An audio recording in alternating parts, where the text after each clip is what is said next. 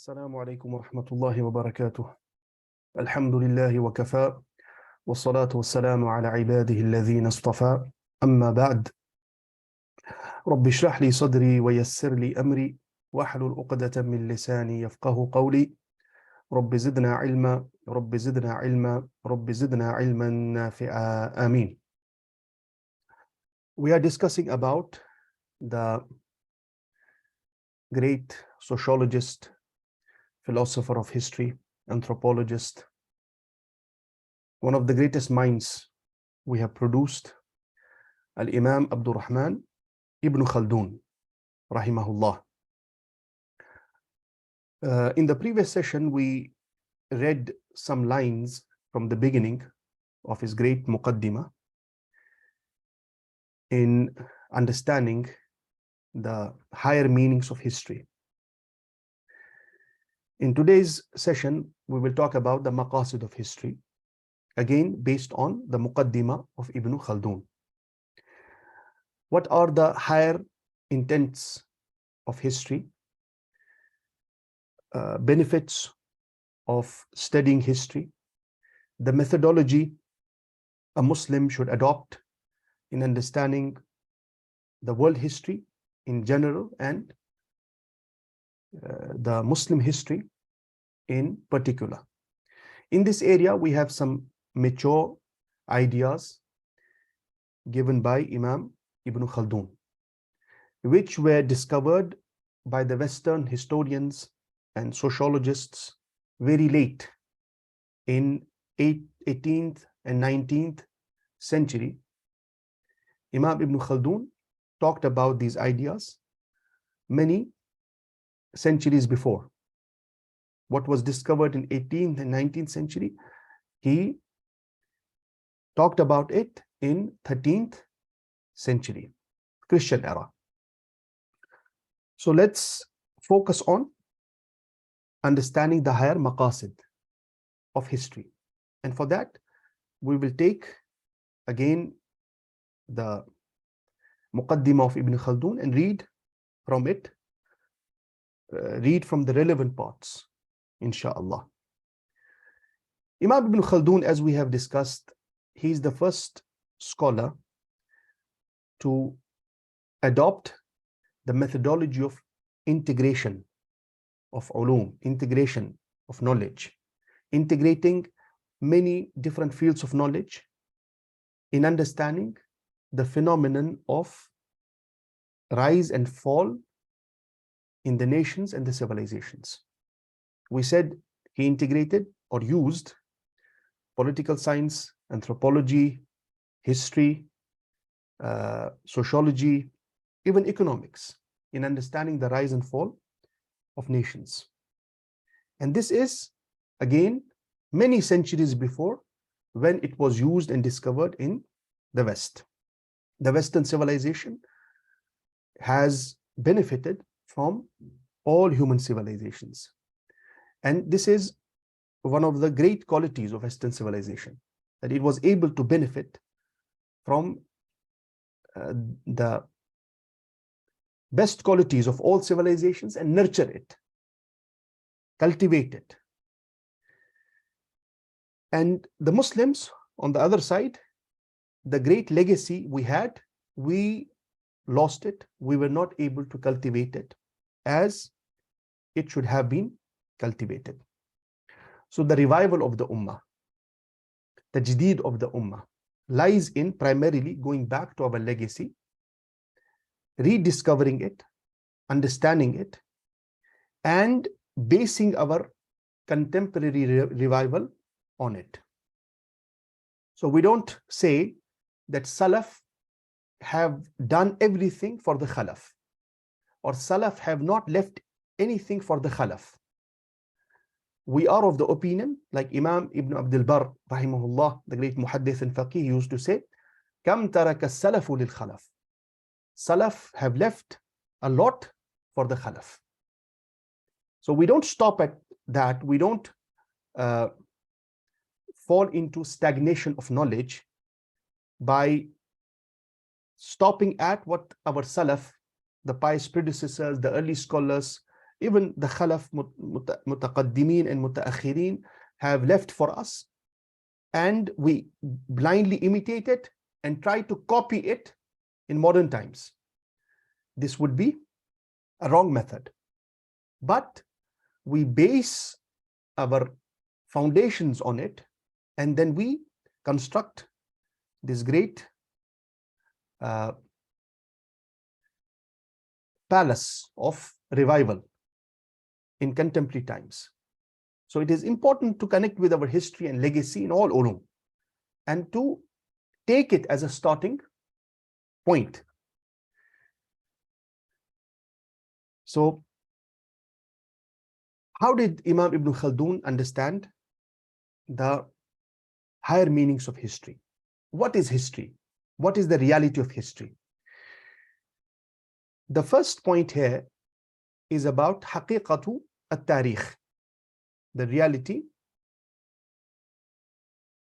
of history.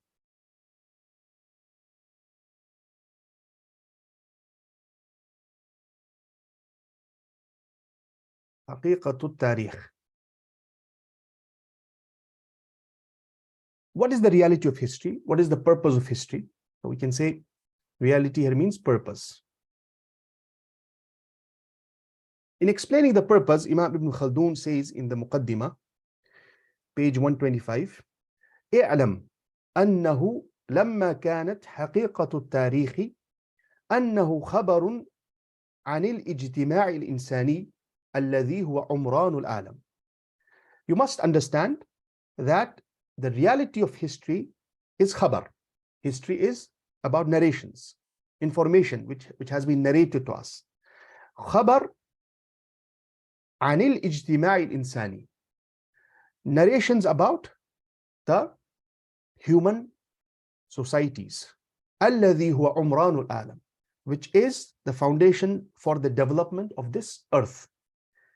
We talked about this important term which Imam Ibn Khaldun introduced, علم العمران.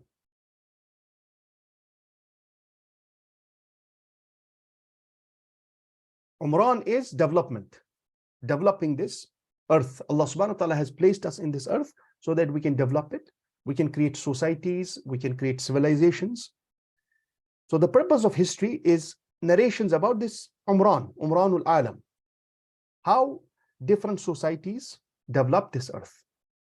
وما يعرض لطبيعة ذلك العمران من الأحوال, and understanding the nature of that Umran, understanding the nature of that development, nature of a particular civilization, society, min al-ahwal, by understanding its conditions. Different conditions of a particular society, different conditions of a particular nation, different conditions of a particular civilization. And what are these conditions? Imam Ibn Khaldun has pointed to some. مثل التوحش والتأنس والعصبيات وأصناف التغلبات. For example, tawahush, some people they developed in outside the cities, in the deserts, in the mountains, and then they created small societies. Al-asabiyat, the concept of social cohesion, social solidarity, which we said is one of the main nazariyat of Ibn Khaldun, the concept of asabiyah, social solidarity, social cohesion, which creates civilizations. وَأَصْنَافِ التَّغَلُّبَاتِ, and different forms of authorities. So when a society came into being, then we have the authority, taghallubat. In a particular society, some people have more power than others. A particular nation, it overcomes other nations. Taghallub, authority, domination.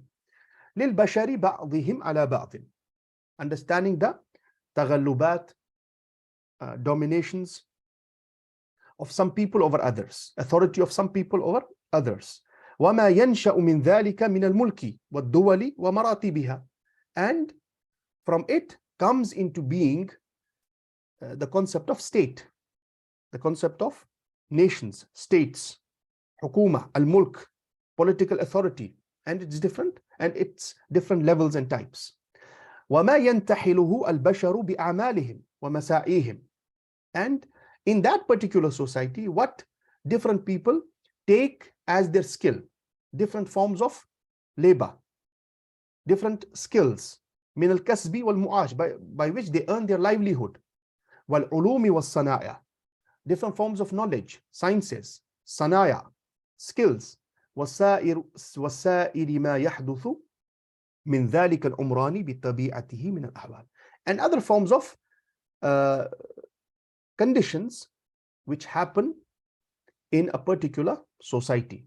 So understanding Umran means understanding the nature of that Umran, which is understanding all these different activities, whether political, economic, social, religious, in a particular nation or a particular society. This is the purpose of history, according to Ibn Khaldun. So he was basically talking about civilizational studies, and which we pointed to before when we talked about a modern contemporary Western philosopher who is known as the father of this method, understanding the rise and fall of civilizations, Arnold Toynbee. He took this method from Ibn Khaldun, and he has appreciated that in his works. He has mentioned Ibn Khaldun. He has not, he has mentioned that I benefited from Ibn Khaldun. Then he nurtured it. He further implemented it in his works.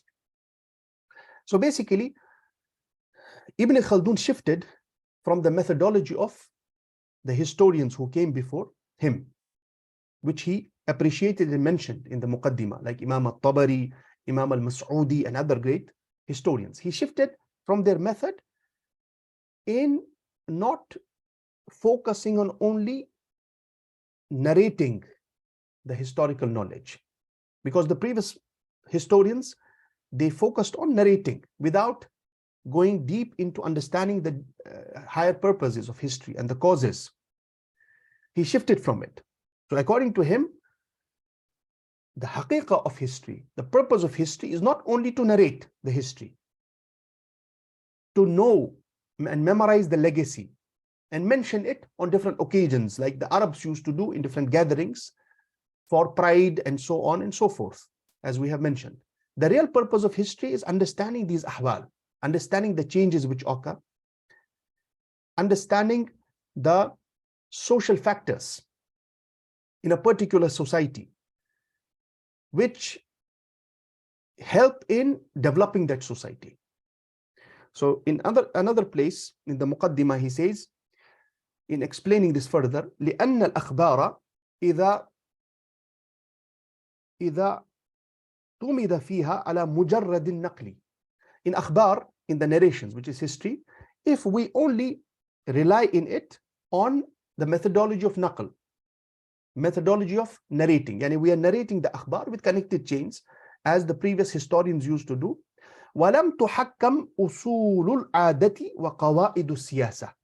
And we don't apply the principles of custom, understanding the different customs and ahwal and conditions of different people, وَقَوَائِدُ السِّيَاسَةِ, and the principles of politics, وَطَبِيعَةُ الْعُمْرَان, again the same term, and the nature of umran, وَالْأَحْوَالِ فِي الْإِجْتِمَاعِ الْإِنسَانِ, and understanding the social conditions in a particular society or a nation, people, civilization. If we don't do this, we will not be able to cultivate history in a proper way. So history is not only i'timad ala naql. Naql is the foundation. History is narrated, but we must move ahead of that and understand and apply these different principles in understanding history. وَلَا قِيسَ الْغَائِبُ مِنْهَا بِالشَّاهِدِ. And if we don't understand the shahid from the ghaib, what is happening now, we don't find its roots in ghaib, what is unseen from us, yani what happened before. وَالْحَاضِرُ بِالذَّاهِبِ فَرُبَّمَا لَمْ يُؤْمَنْ فِيهَا مِنَ الْأُثُورِ وَمَزَلَّةِ الْقَدَمِ hayadi and jadati sidq. We will not be able to safeguard ourselves from committing mistakes and deviating from the straight path in understanding history. This is again very important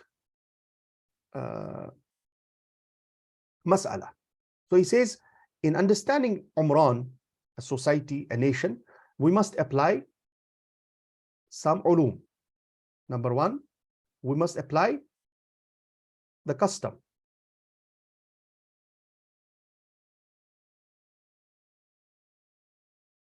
We use the original terminology, Ibn Khaldun, usul al-ada, the principles of custom. Yani ada of that practices, custom, understanding the practice of a particular nation, understanding their social condition, their economic condition, understanding their religious beliefs, so on and so forth. Number two, قواعد السياسة,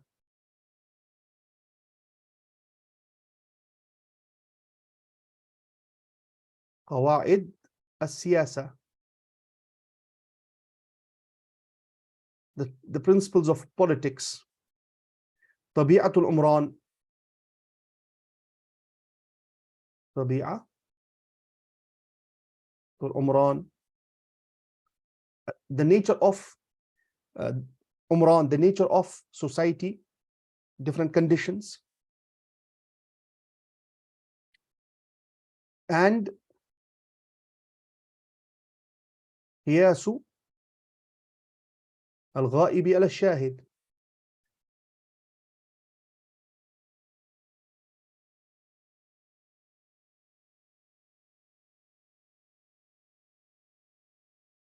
analogy between unseen and seen, and what you see, the happenings in your society, in your times, its reasons may be in unseen and in the past, which we have not witnessed. So connecting, this is important. If we apply these principles in understanding the history, what has been narrated to us, we will succeed in cultivating the history according to the correct method. Otherwise, we will not be able to understand history. So this is how Imam Ibn Khaldun explains the purpose of history. And he emphasizes on the fact that it is wrong to only rely on the narrations in history, yani memorizing the narrations without applying these principles. Where did he extract these principles from? He extracted it from different ulum. This is what I said, integrating different ulum in understanding history. In another place in Muqaddimah, he says, وَمِنَ الْغَلَطِ الْخَفِي فِي التَّارِيخ. From the hidden mistakes in history, in understanding history, is الظهول عن تبدل الأحوال في الأمم والأجيال بتبدل الآثار ومرور الأيام. Neglect in understanding the change in different conditions of particular nations and generations with the change in times and days. So these changes which occur in different generations, in different civilizations, neglect in understanding it. وَهُوَ, and he says, وَهُوَ دَاءٌ دَوِيٌّ شَدِيدُ الْخَطَى. And this is a very hidden disease between the historians. إِذْ لَا يَقَعُ إِلَّا بَعْدَ أَحْقَابٍ مُتَطَاوِلَةٍ. And it does not take place, it does not establish after many generations. Yani, if we don't reflect on the change which occurs in different generations and times and civilizations and states, we will lose all meaning of history. And we will not be able to apply historical understanding in changing our condition. As Muslims now, what is happening with us? We are in decline.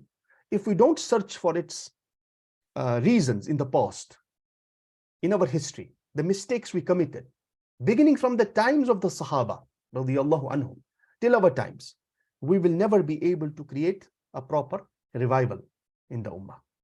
And in that, the usul, the principles which we apply in understanding these changes or our history should be based on the book of Allah, the sunnah of the Messenger sallallahu alaihi wasallam, and sound knowledge. These usul should not be awham and khawatir, passing thoughts, imaginations. They should be concrete ulum. So this is another important emphasis from Imam Ibn Khaldun. And he considers this understanding or this methodology, he considers it a foundation of a mu'arrikh, foundation for a historian. A historian is not considered a historian if he does not apply this method. For example, in another place in the Muqaddimah, he says, أن التاريخ إنما هو ذكر الأخبار الخاصة بأصر أو جيل. History is about narrating the akhbar, the narrations, particular narrations about a time, particular time, specific time, or a generation. فأما ذكر الأحوال العامة للآفاق. As for the mention of general conditions in different civilizations, afaq, yani world civilizations, different societies, wal ajyal, and generations, not one generation, not a particular time, not a particular society, wal asar, different generations and times, فهو أُسٌّ للمؤرخ. It is the foundation for a historian. This is what I said in the previous session, that Imam Ibn Khaldun is also the first scholar to highlight the importance of world history in understanding the rise and fall of civilizations. World history as a methodology, not reading only the world history, as a methodology. Yani the problem your civilization or your society may be facing, its answer may be perhaps in the change which occurred outside your society or outside your civilization. The problem you are facing in the Muslim world, its solution or its answer may be in the Western world. So connecting the world, yani imagine Ibn Khaldun is talking about globalization and applying globalization as a methodology in understanding the phenomenon, social phenomenon, before many centuries when it was discussed in the West. Globalization and world history as a methodology is a recent phenomenon in the Western academia. Ibn Khaldun is talking about it before many centuries.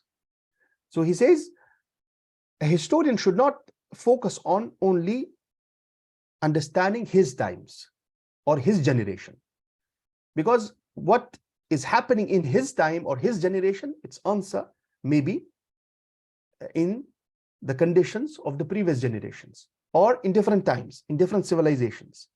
فأما ذكر الأحوال العامة للآفاق. آفاق means whole world. والأجيال والآثار, different generations, different times. فهو أُسٌّ للمؤرخ. It is the foundation for a mu'arrikh. And this is world history as a methodology. Another important point which Imam Ibn Khaldun focused or emphasized is the importance of political authority in understanding history. Political authority. All social factors are important. We said in sociology, connecting or understanding the change in a particular society with only one major factor was the prevalent methodology in the West. However, in late 18th and 19th century, the Western sociologists, they revised this method. They said this is a wrong method. The social conditions of a particular society are not due to only one major factor. There can be several factors intertwined in a very complex manner. So, for example, a particular condition in a society may be due to 10 factors. And understanding which factor has contributed more and which factor has contributed less, this is a very important matter in sociology. This was also discovered very late in the West. Ibn Khaldun rahimahullah pointed to this in his Muqaddimah. He said we should not search for one major factor in understanding the social condition of a particular civilization or a particular time. There are several factors intertwined together in a complex manner which contribute to the conditions of a particular people. But from all these factors, there are several factors: religion, economic condition, the historical progression of a particular nation, language, so on and so, culture. But from all these factors, Imam Ibn Khaldun considers the political authority the most important factor in understanding the change in a particular society. And he emphasizes on it. He emphasizes on it on many occasions in the Muqaddimah. For example, he says, وَالسَّبَبُ فِي تَبَدُّلِ الْأَحْوَالِ وَالْعَوَائِدِ. The main reason in the change of conditions and customs in a particular society, the main reason is أَنَّ أَوَائِدَ كُلِّ جِيلٍ طَابِعَةٌ لِأَوَائِدِ سُلْطَانِهِ. The main reason is that the customs or the social condition, we can say, social condition of a particular generation is subservient to the condition of its authority. So political authority determines the social condition of a particular people. So siyasa is very important. That's why I said Muqaddimah Ibn Khaldun is a very important work in political theory as well. But he used political science in understanding history. It is not the original work of political science, but we can extract the political theory as well from Muqaddimah Ibn Khaldun. For example, in another place, highlighting the same mas'ala, he says in the Muqaddimah, again in the Muqaddimah, he says, وَالدَّوْلَةُ وَالسُّلْطَانُ, the state and the political authority, سُوقٌ لِلْعَالَمِ, is like a market, global market, is a market for whole world.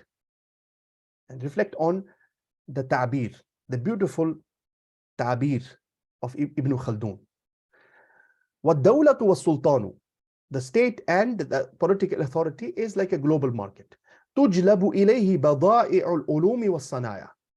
All forms of knowledge and skills and crafts are attracted to it. It means the different forms of knowledge which become prevalent in a society, different forms of skills and arts, it is the main factor is the political authority. وَتُلْتَمَسُ فِيهِ ضَوَالُ الْحِكَمِ. And the wisdoms which establish itself in a particular nation is due to the political authority. وَتُحْدَى إِلَيْهِ رَكَائِبُ الرِّوَايَاتِ وَالْأَخْبَارِ وَمَا نَفَقَ فِيهَا نَفَقَ عِنْدَ الْكَافَّةِ.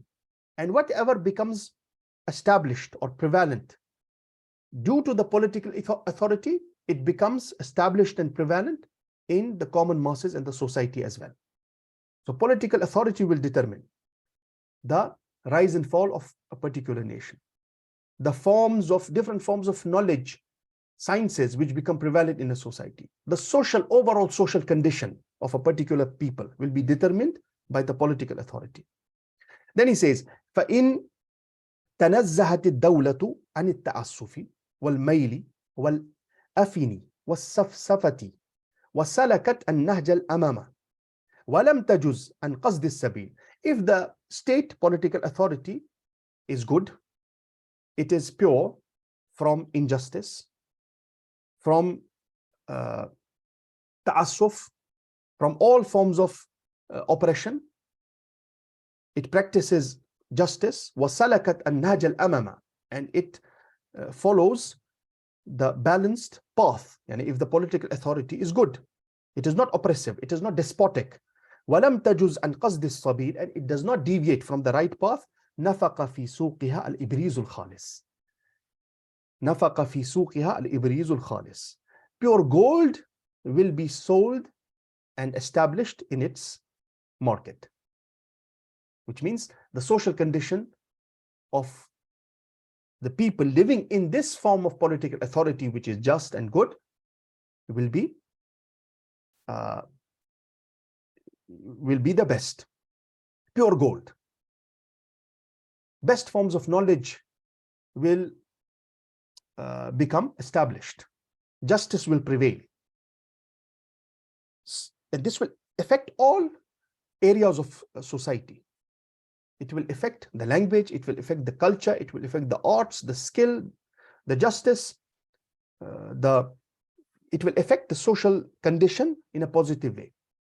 So if the political authority is not despotic and oppressive, نفق في سوقها الإبريز الخالص واللجين المصفى, يعني the best will be established. وإن ذهبت مع الأغراض والحقود وماجت بسماسرة البغي والباطل. The Arabic, I cannot translate it. Wallahi. Pure. That's why I said Muqaddimah Ibn Khaldun. He's a sociologist, he's a historian, but he's well versed in language. This book is also a great source of knowledge in Arabic literature, recommended for the students of Arabic literature. If you want to learn Arabic, asalib, read this book. وَإِنْ ذَهَبَتْ مَعَ الْأَغْرَاضِ وَالْحُقُودِ. If the political authority flows different desires, animosity prevails in it, وَمَاجَتْ بِسَمَاسِرَةِ الْبَغْيِ وَالْبَاطِلِ, falsehood, injustice becomes its practice, نَفَقَ الْبَهْرَجُ الزَّائِفِ. The falsehood and corruption will prevail in it. وَالنَّاقِدُ الْبَصِيرُ نَظَرُهُ قِسْطَاسُ بَحْثِهِ وَمِيزَانُهُ وَمُلْتَمَسَهُ. And a person who has been granted with the faculty of critique, he makes the bahath, he makes research and critique his qistas, his yardstick, and mizan, his scale. And he applies proper methodology in understanding history. Now again, he is emphasizing on political authority, which we have lost as an ummah. So one of the main factors of our pure gold not being selling in the global market is because we don't have political authority. This is one of the reasons. And Imam al-Mawardi rahimahullah is also emphasized on it in many nuqul. We have mentioned that. So from all the factors which create a civilization, or which help a particular nation to rise, political authority is the most important. This is how Imam Ibn Khaldun emphasizes on this important factor. And there are other factors. The third point, which he discusses in the beginning of the Muqaddimah, is the different conditions for a mu'arrikh. And if you want to be a historian, or you want to engage with history in a positive manner, what are the conditions? What are the tools you need? So we'll call it tools for understanding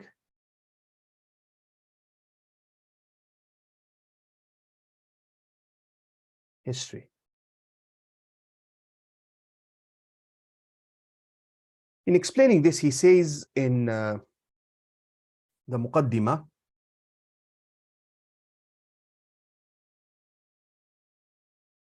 فَلِذَا يَحْتَاجُ صَاحِبُ هَذَا الْفَنِّ, the historian, the expert of this fun, history, what are the tools he needs? He needs, in understanding this ilm, he needs إِلَى الْعِلْمِ بِقَوَائِدِ السِّيَاسَةِ.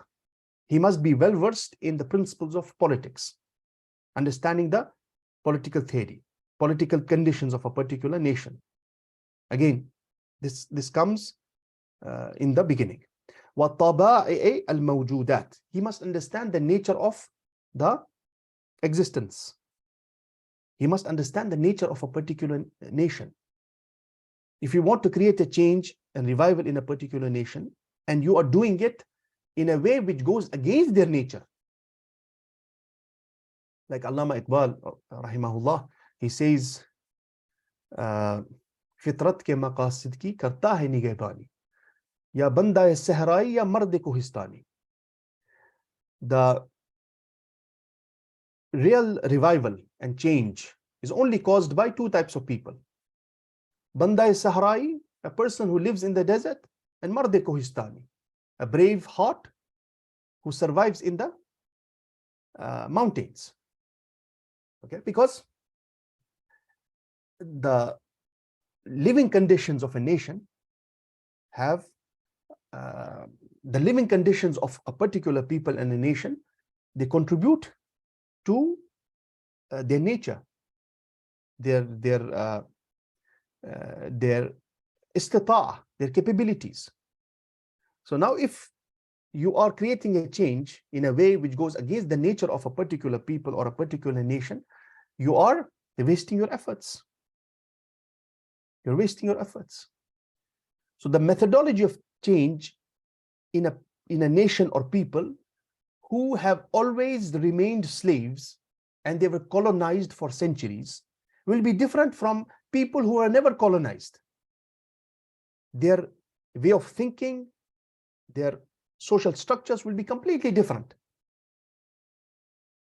So this must be taken into consideration.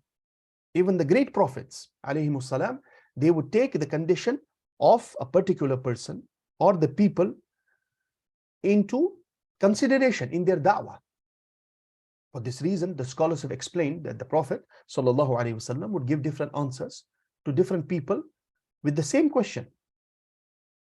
We have this question when some Sahaba would come to the Prophet and ask, what is the best amal, O Messenger of Allah? What is the best deed? The Prophet gave different answers. Or give nasiha. Some people would come for nasiha, advice. The Prophet would give different nasayah based on the condition of that particular person. And this applies to nations as well.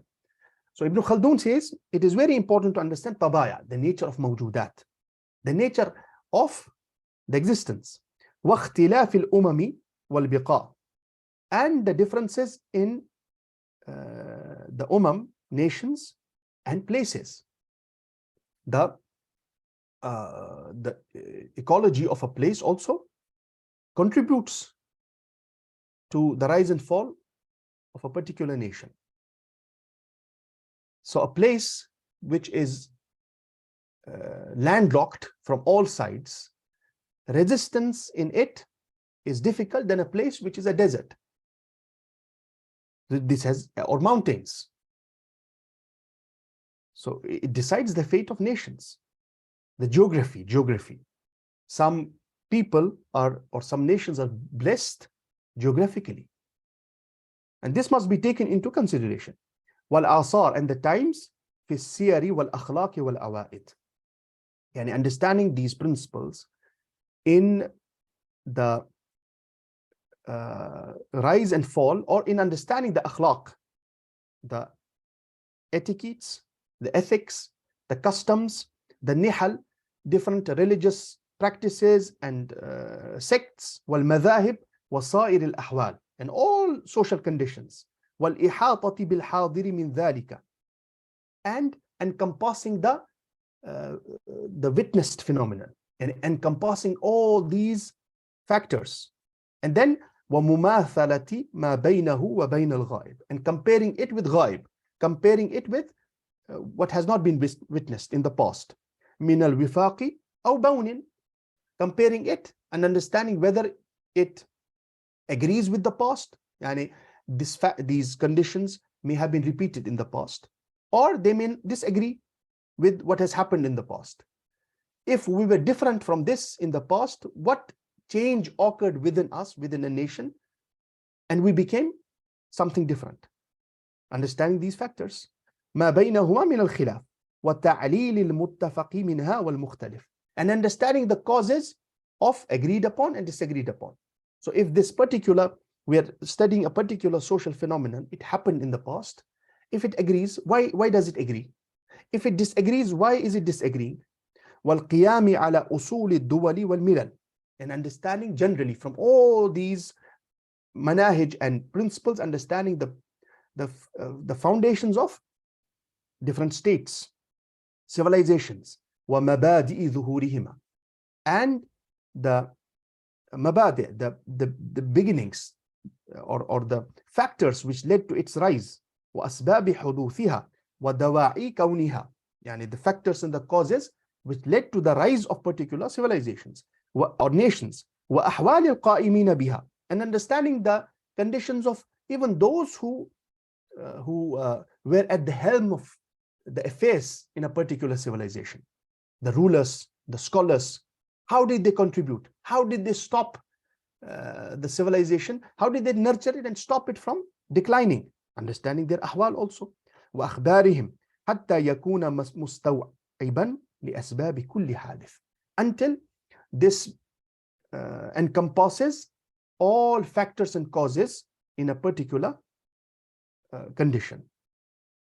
واقفا على أصول كل خبر, and taking all narrations about all these factors into consideration. وحينئذ يعرض خبر المنقول على ما عنده من القواعد, and all these narrations about a particular nation, civilization, history, when he has encompassed these narrations, applying these qawaid, these principles which he has mentioned here, applying these qawaid in understanding these narrations, والأصول, and principles. فإن وافقها وجرى على مقتضاها كان صحيحا وإلا زيفه واستغنى عنه. يعني this is how he explains the tools for a mu'arrikh. This is what a mu'arrikh should do, and generally a Muslim should do in understanding the history. And as a common Muslim, we are more concerned about understanding our history. How did West rise and we went into decline? What are the reasons? Allah subhanahu wa ta'ala has promised us rise. Allah has made us the best ummah, ukhrijat linnas, which has been given this responsibility of taking and establishing khayr for all mankind. Now we are at the receiving end. What has happened? What are the changes which occurred? Some changes may be within us which occurred and we faced what we're facing, and there may be changes which occurred outside us. Understanding all these matters, and this is this is the original, these are the original ideas of Imam Ibn Khaldun, and this is the original thought which he discussed many centuries before, when it was cultivated in the West, as I said. And in his times also, he lived in the 8th century. This is the time of decline of the great Abbasid Khilafah, and after that, the small states which were created in the Muslim world. He mentions that with sadness. He says, when we see the Muslim world now, we reflect on the conditions of the Ummah. وَكَأَنَّمَا تَعَدَّى لِسَانُ الْكَوْنِ فِي الْعَالَمِ بِالْخُمُولِ, as if وَالْإِنْقِبَاض فَبَادَرَ بِالْإِجَابَةِ, as if the lisan of the kawn, as if the divine command has come to the Ummah about neglect, or inqibad, yani it should go to the receiving end. فَبَادَرَ بِالْإِجَابَةِ, and the Ummah has hastened to responding to this call, the call to decline, the call of neglect, as if the Ummah has developed all the qualities of this neglect. وَاللَّهُ وَارِثُ الْأَرْضِ وَمَنْ عَلَيْهَا, and indeed Allah subhanahu wa ta'ala is the inheritor of the earth, and whoever is on the earth. Allah knows, Allah divides the authority, Allah has hikmah and wisdom. وَإِذَا تَبَدَّلَتِ الْأَحْوَالُ جُمْلَةً, when all social conditions are changed, فَكَأَنَّمَا تبدل الخلق من أصله, as if the creation is changed from its roots. وتحول العالم بأسره, and a new world is created. وكأنه خلق جديد. So when a condition is changed, yani from rise to decline, this is completely a new condition, as if this is a new world, new mentality, new thinking, new social behavior. وكأنه خلق جديد, as if it is a new creation. ونشأة مستأنفة وعالم محدث, as if it is a new world. So everything is new, but the answers lie in the past. This is how we should approach the history. Now, so these are some important points from the beginning of the Muqaddimah. I said the main contribution of Ibn Khaldun is considered his theory of Asabiyya,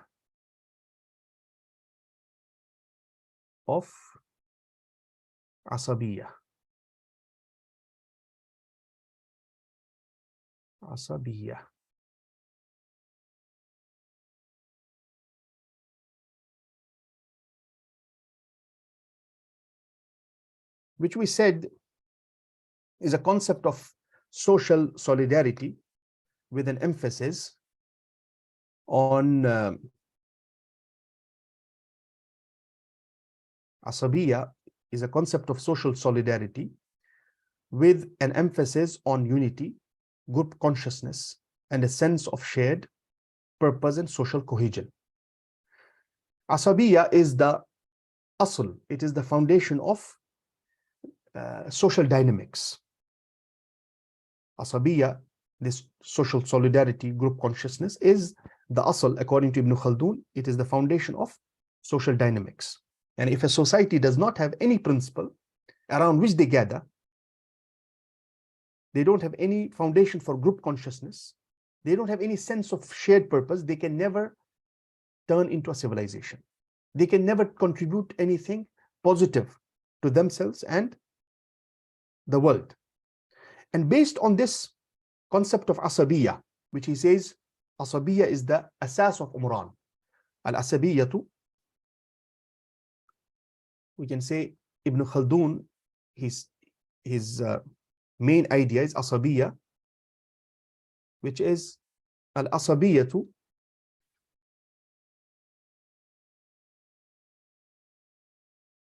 Al-Asabiyyatu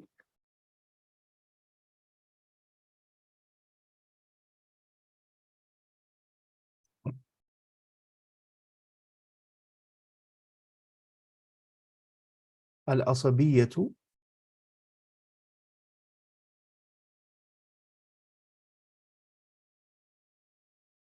Asas al-Umran.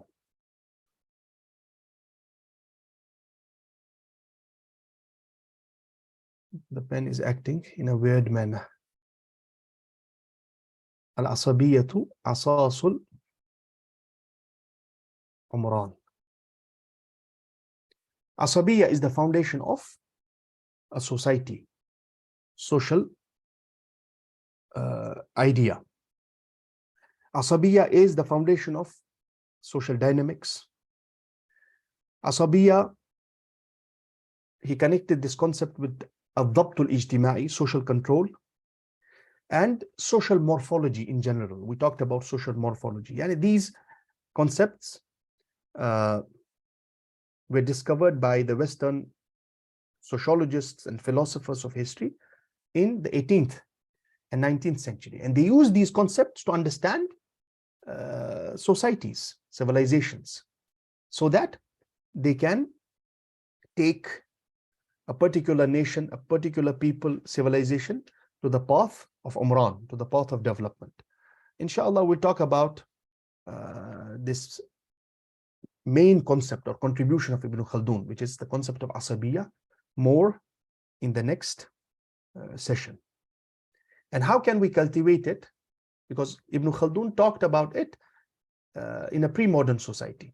How can we cultivate it as a concept in our times.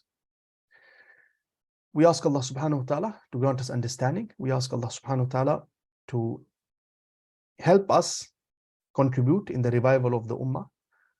We ask Allah subhanahu wa ta'ala by his beautiful names and exalted attributes to cure our sick and to forgive all our dead. Ameen ya Rabbal Alameen wa sallallahu ta'ala ala nabi al-ummi. If you